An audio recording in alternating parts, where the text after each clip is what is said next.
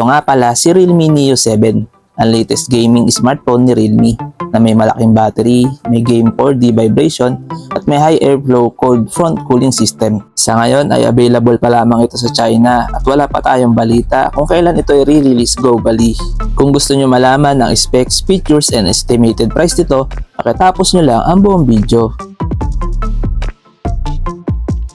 Meron siyang 6.78-inch 1.5K LTPO AMOLED display with 1264x2780 pixel resolution, may 120Hz refresh rate, at may ultra-strong crystal armor glass screen protection, at ito ay may 6000 nits peak brightness. Ang Realme Neo 7 ay may operating system na Realme UI 6.0 based on Android 15 with MediaTek Dimensity 9300 plus 4nm chipset na may Immortalis G720 na GPU. Pagdating naman sa storage, meron itong 12 or 16GB of RAM with 256, 512GB or 1TB UFS 4.0 internal storage. Dito naman sa optics, ang Realme Neo 7 ay may 50MP Sony IMX882 main camera with OIS plus 8MP ultra-wide camera with LED flash at may up to 4K at 60fps video recording. Meron naman siyang 16MP selfie camera with up to 1080p at 30fps video recording.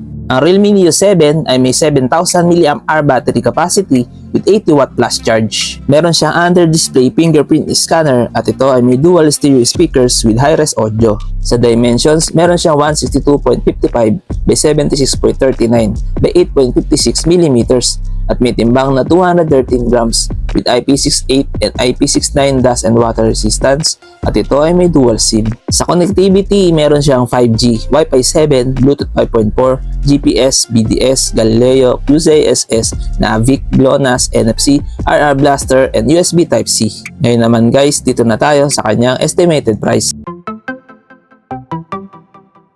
Ang estimated price na Realme Neo 7 ay around 17,600 pesos.